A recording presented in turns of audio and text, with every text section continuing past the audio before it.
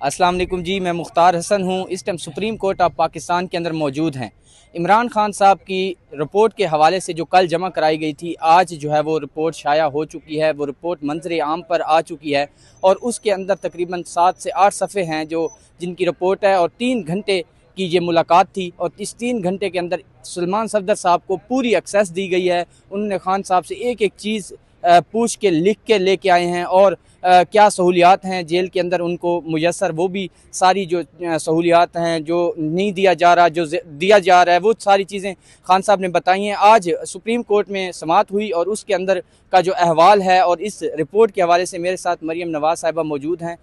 उनसे बात करते हैं। अस्सलाम वालेकुम मैडम। वालेकुम अस्सलाम। ये बताइएगा आज का अहवाल क्या है। आज जो अदालत के अंदर हुआ, जस्टिस याहिया आफरीदी साहब जो है उन्होंने 2 रुकनी बेंच ने ये समाअत की है, तो क्या कहेंगी आज अंदर क्या हुआ? देखिए, समाअत के अंदर आज पहले तो गैर मामूली ये हुआ कि परसों जो समाअत हुई थी उसमें जो एक्चुअली इस केस के वकील थे लतीफ़ खोसा, उनको सुनने के बजाय सलमान सफ्दर को बुलाया गया और उनको फ्रेंड ऑफ द कोर्ट मुकर्रर कर दिया गया। उनको अडयाला जेल भेजने के अहकाम जारी किए गए। वो अडयाला जेल गए, 3 घंटे इमरान खान से मिले, वापस आए। सवाल यही उठता रहा और बाकायदा 2 दिन ये बातें होने लगी कि भाई सलमान सफ्दर तो इस केस में वकील नहीं थे, तो उनको भेजना, एक इस तरह की सिचुएशन क्रिएट करना, बगैर केस के इमरान खान से विजिट के लिए किसी वकील को भेजना, रिपोर्ट मंगवाना सुप्रीम कोर्ट का, ये शायद इमरान खान को कोई एनआरओ देने की तैयारी है। तो उसके बाद आज जब दोबारा समाअत हुई तो जाहिर बात है कि ये बातें अदालत तक भी पहुंचती हैं और अदालत ने भी रिएक्ट करना होता है। तो उन्होंने आते साथ ही मुकदमे में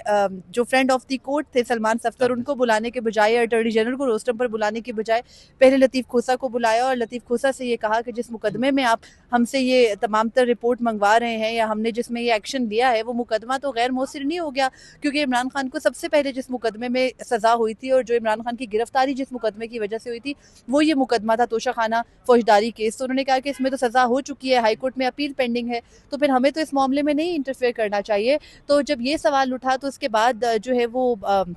अदालत ने लतीफ़ खोसा से चंद मिनट उनको सुना। लतीफ़ खोसा ने बताया कि जी इमरान खान का जिस तरह से इस मुकदमे में ट्रायल किया गया था वो वन साइडेड था और उसको सुप्रीम कोर्ट ने तब इमरान खान की सज़ा के बाद ही टेकअप किया था, तो लिहाजा इस मामले को अभी भी जो है वो टेकअप ही रखा जाए। पहली बात तो ये है कि इस मुकदमे में छोटे छोटे से फैक्ट्स थे कि जी इलेक्शन कमीशन फौजदारी केस नहीं कर सकता, इलेक्शन कमीशन इस तरह से किसी मेंबरान पार्लियामेंट के खिलाफ मूव नहीं कर सकता पिटीशन, या फिर सज़ा नहीं दिलवा सकता। लेकिन वो हुमायूं दिलावर का जो फैसला था वो मामला आया तो चीफ जस्टिस ने उस मामले को ये कहकर निपटाया कि जी हम देखेंगे अगर पिक्यूलियर सर्कमस्टांसेस यानी मखसूस हालात ऐसे बनते हैं कि हमें इस मुकदमे को चलाना चाहिए तो हम चलाएंगे, और हम फिर इसको ये कर सकते हैं कि हम इस मुकदमे को पेंडिंग रखें जब तक कि हाई कोर्ट से ये मामला जो है वो फाइनलाइज नहीं हो जाता। यानी इस्लामाबाद हाई कोर्ट उस पर इमरान खान की सज़ा मुअत्तल कर रखी है, लेकिन अभी उनकी बरियत का फैसला हाई कोर्ट में नहीं हुआ है। तो उन्होंने कहा कि जब तक वो हतमी फैसला नहीं हो जाता तब तक हम इस मामले को अपने पास पेंडिंग रखेंगे। वो मामला निमट गया तो चीफ जस्टिस ने अटॉर्नी जनरल को बुलाया रोस्टम पर, साथ में सलमान सफ्दर को बुलाया, अटॉर्नी जनरल का शुक्रिया अदा किया कि जी आपने हमारे हुक्म पर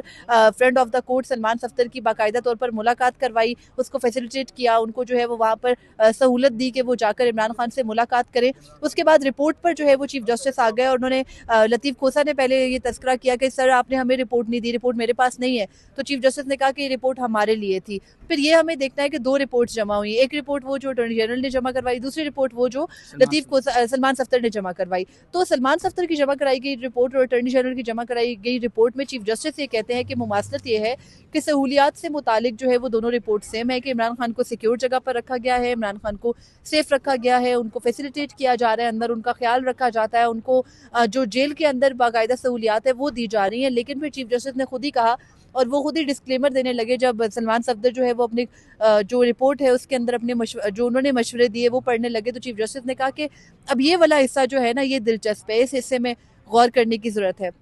वो हिस्सा बेसिकली इमरान खान की सेहत से मुतालिक था और इमरान खान की सेहत से मुतालिक जो है वो ये लिखा गया है रिपोर्ट के अंदर कि इमरान खान ये कहते हैं कि उनकी जो दाई आंख है उसमें जो इलाज हुआ उनका पिम्स से हुआ। पहले तो उनको अक्टूबर के बाद से ये शिकायत रही, 3 महीने वो इस बात पर शिकायत करते रहे। अब्दुल गफूर अंजुम जो कि सुप्रिटेंडेंट अडयाला जेल थे, अब उनको तब्दील कर दिया गया है, वो बार बार शिकायत के बावजूद इमरान खान को मुआवजे के लिए किसी के पास लेकर नहीं गए, ना उन्होंने इस चीज़ को सीरियसली लिया। इमरान खान कहते हैं कि उनको बहुत हेजी ब्लर नजर आने लगा था, यानी उनको धुंधला नजर आ आ रहा था और वो बार बार इसकी शिकायत कर रहे थे, लेकिन इस मामले को टेकअप नहीं किया गया, पहले नहीं देखा गया। और फिर फरवरी में आकर आपने देखा होगा कि सुपरिटेंडेंट अडयाला जेल तब्दील भी हुए हैं, तो नए सुपरिटेंडेंट की मौजूदगी में जो है वो इमरान खान का इलाज मुमकिन हुआ। इमरान खान को डॉक्टर्स तक रिसाई दी गई, पहले जूनियर डॉक्टर को बुलाया गया, जूनियर डॉक्टर के बाद सीनियर डॉक्टर्स को जो है वो पिम्स के बुलाया गया। उनमें डॉक्टर मोहम्मद आरिफ जो कि पिम्स के ऑप्थेमोलॉजिस्ट हैं, हेड ऑफ द डिपार्टमेंट है, आई जो उनका डिपार्टमेंट है उसके, उनको बुलाया गया। उन्होंने ये कहा कि जी इमरान खान के मर्ज की तशखीस के लिए उनको अस्पताल ले जाना जरूरी है,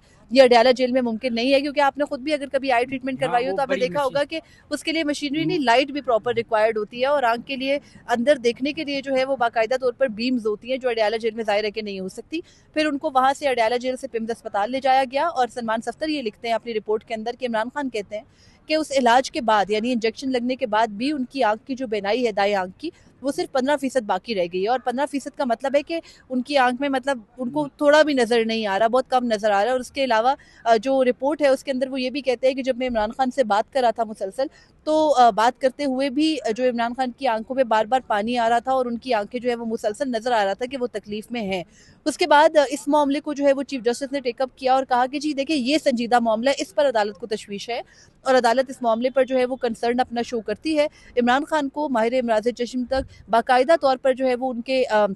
इलाज मुआवजे के लिए एक्सेस दी जाए। उन्होंने वफाकी हुकूमत को ये कहा कि हुकूमत अच्छे मूड में है तो हुकूमत से जो है वो हम ये ले सकते हैं, फेवर ले सकते हैं, या हुकूमत से ये को हम ये हुक्म दे सकते हैं कि वो इमरान खान तक डॉक्टर्स की रसाई जो कि स्पेशलाइज्ड ऑप्थेमोलॉजिस्ट हैं उनको जाने दे और इमरान खान के आंख का मुआयना करे। और ये 16 फरवरी से पहले यानी अगले 4 दिन के अंदर ये हो जाना चाहिए। और इसके साथ ये भी कहा कि दूसरा जो अहम इसके अंदर फैक्टर है वो ये है कि इमरान खान के बच्चों से, दोनों से यानी उनके बेटों से सुलेमान और कासिम से उनकी टेलीफोन पर गुफ्तगू कराई जाए, उनकी बात कराई जाए। और साथ में चीफ जस्टिस ने यह कहा कि जो इमरान खान के बेटे हैं दोनों, उनके जो कोई एक्स्ट्रा ऑर्डिनरी जो है वो हम रिलीफ नहीं इमरान खान को देने का कह रहे, बल्कि जेल मैनुअल के मुताबिक जो इमरान खान से मुलाकात के इमरान खान से गुफ्तगू करने का फ़ोन पे उनके बेटों का हक है वो उनको दिया जाए और ये भी 16 फरवरी से पहले हो जाना चाहिए। और इसके साथ ही चीफ जस्टिस ने यह भी वाज़ेह किया जो दीगर इस्तदा की गई कि जी इमरान खान की जो बहनें हैं उनको मिलने की इजाज़त दी जाए, या जब उनका मुआवजा इलाज मुआवजे के लिए डॉक्टर्स आएंगे अडयाला जेल में तो उनके किसी फैमिली मेम्बर को साथ रखा जाए। तो उस पर चीफ जस्टिस ने जो है वो कहा कि ये मामला हम नहीं देख रहे हैं, ये मुख्तलिफ अदालतों के सामने पेंडिंग है, वहाँ से जो है वो इस पर कोई एक्शन आप ले सकते हैं, हम इंटरफेयर नहीं करेंगे। तो समाअत ये हुई। उसके बाद चीफ जस्टिस ने कहा कि जो इमरान खान का जिस केस के अंदर ये रिपोर्ट मांगी गई थी हम उस केस को पेंडिंग रखेंगे, लेकिन जो इमरान खान की जेल सहूलियात से मुतालिक रिपोर्ट का मामला था उसको अदालत ने निपटा दिया। अच्छा ये बताइएगा कि सलमान सफदर साहब क्योंकि सेल तक एक्सेस उनको मिली है, रिपोर्ट भी आ गई है, तकरीबन 7-8 सफ़ों की रिपोर्ट है, उस रिपोर्ट के अंदर मतलब वो सेल के हवाले से क्या वो इंकशाफ हुआ है कि खान साहब को वो जो एक दफ़ा पहले भी हुआ था, एक तस्वीर आई थी तो उसकी वो AI बहुत सारी तस्वीरें आगे जारी की गई थी कि इस तरह का सेल है, ये है, रिहाइश है, ये है, सब कुछ, जब ये पहले दफ़ा एक दफ़ा रिपोर्ट हुकूमत ने पेश की थी जी 2024 में। तो अब ये बताइएगा आज मतलब जब हमने ये रिपोर्ट देखी तो उस रिपोर्ट के अंदर खान का जो लिविंग स्टाइल है जहाँ पे रखा गया है वो कैसा है? देखिए इमरान खान की जो जेल से मुतालिक पहले रिपोर्ट आई थी वो सेम ही जो है वो उसमें लिविंग कंडीशन को एक्सप्लेन किया गया और ये भी चीफ जस्टिस ने भी कहा और दोनों रिपोर्ट्स के हवाले से कि उसमें सेम डिफाइन किया गया। ये तो पता है कि इमरान खान को जेल में जिस तरह से रखा जा रहा है, आज अटॉर्नी जनरल ने भी कहा कि वो हमारी तहवील में है तो हम उनको सिक्योर ही जगह देंगे। एक और अहम चीज़ जो रिपोर्ट के अंदर शामिल है वो ये कि इमरान खान ये कहते हैं as a friend of the court की रिपोर्ट के मुताबिक कि उनको जिस सेल में रखा गया है वो सिक्योर जगह है, वो महफूज मुकाम है, वो ठीक जगह पर हैं। और उसके अलावा हम सबको पता है कि हमारे जो पाकिस्तान की जेलें हैं उनके अंदर कोई A क्लास तो एग्जिस्ट करती नहीं है, B क्लास ही है। और उस B क्लास के मुताबिक एक शख्स को एक बिस्तर मिला होता है, TV एक्सेस है, TV तक है, अखबार मिलती है, किताबें मिलती हैं, हाँ फैमिली तक एक्सेस भी मिलती है, वो मिल नहीं रही। उसमें चीफ जस्टिस ने अपना जो है वो हुक्म देना इसमें गवारा नहीं किया, ना उन्होंने समझा, उन्होंने कहा कि जी नीचे अदालतों में ये मामला है, हम नहीं दे रहे। अदरवाइज जो उनके सेल के हवाले से बात थी वो वही बात है कि जी 6 बैरिक्स हैं, वो 6 बैरिक्स इमरान खान को दी गई हैं, एक्सरसाइज की उनको सहूलत है, उनको एक मुशक्ति दिया गया है, खाना उनको मिलता है, जेल के अंदर ही बाकायदा तौर पर स्टोर्स होते हैं, उनसे जो है वो कैदी ख़रीदारी करते हैं और खाना अपनी मर्ज़ी से मंगवा सकते हैं। तो ये वही जो है वो तफसीलात पहले भी दी गई थी, आज भी शामिल की गई हैं, उसमें कोई तब्दीली नहीं है। अदर दिन दैट इमरान खान के जो कंसर्न्स रहे हैं सॉलिटरी कन्फाइनमेंट वाले कि जी उनको बिल्कुल ही रखा गया है, सेपरेट हाँ जी कैद तन्हाई में रखा जाता है, वो मामला जो है वो अब अदालत ने ये देखना है कि उसमें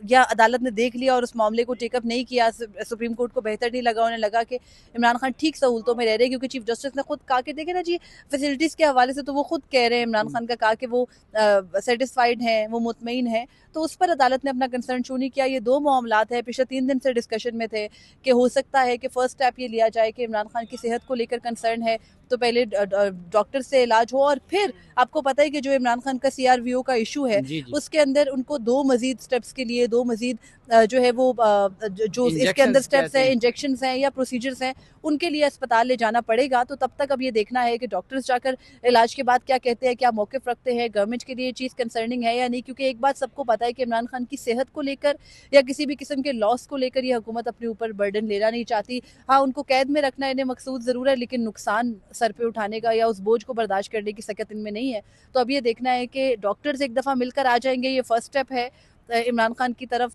गवर्नमेंट का कोई भी पॉजिटिव, तो उसमें अब डॉक्टर्स एक दफ़ा देख आते हैं वो क्या आकर रिपोर्ट देते हैं इमरान खान की सेहत को लेकर। ये जो 15% वाला दावा है कि उनकी आंख में सिर्फ इतनी बेनाई बाकी रह गई है, अगर ये दुरुस्त है तो फिर गवर्नमेंट ज़ाहिरी बात है कि इस मामले को भी संजीदगी से लेगी। गुज़िश्ता रोज़ से जो हुकूमती वज़रा है वो भी ये बयानात देने लगे हैं कि इमरान खान को अगर माहिरीन तक रसाई चाहिए या वो अस्पताल मुंतकिल होना चाहते हैं तो ये हो सकता है। अगेन डिपेंड करता है कि इमरान खान क्या चाहते हैं। पिछले 2-2.5 सालों में तो उन्होंने ऐसी किसी चीज़ को एक्सेप्ट किया नहीं है, तो अब आकर वो करेंगे या नहीं करेंगे ये भी डिपेंड करता है। लास्टली ये बताइएगा, ये जब पिछले गर्मियाँ गुजरी हैं तो उसमें ये भी कहा जाता था, खान साहब खुद कहते थे कि मेरा जो सेल है ना वो ओवन बन जाता है, उसके अंदर कोई एसी या एसी वगैरह का कोई उसमें जिक्र नहीं है रिपोर्ट में। देखिए, जेल में एसी नहीं हुआ करते, खास तौर पर सियासी कैदियों के लिए तो ऐसी सहूलतें नहीं हुआ करती। नवाज शरीफ के लिए, उनकी बेटी के लिए वो तो थी। देखिए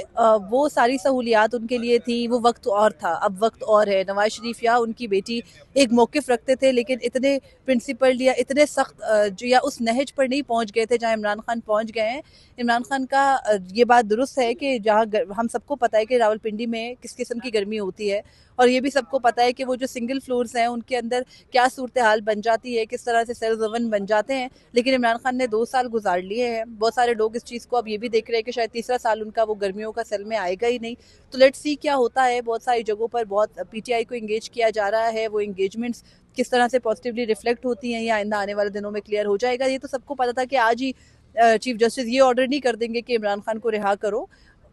बारी बारी, one step at a time जो है वो होता है, तो वो सीढ़ियाँ चढ़ी जा रही हैं। अब देखना है कि कहाँ तक ये मामला पहुँचता है। बहुत शुक्रिया, मरियम नवाज खान मेरे साथ मौजूद थी, और जो भी नई अपडेट आती है आप लोगों के साथ शेयर करेंगे। सुप्रीम कोर्ट ऑफ पाकिस्तान में हम मौजूद हैं। अभी तक के लिए यही ताज़ा तरीन था जो आप लोगों को बताया। इजाज़त दीजिए, अल्लाह हाफ़िज़।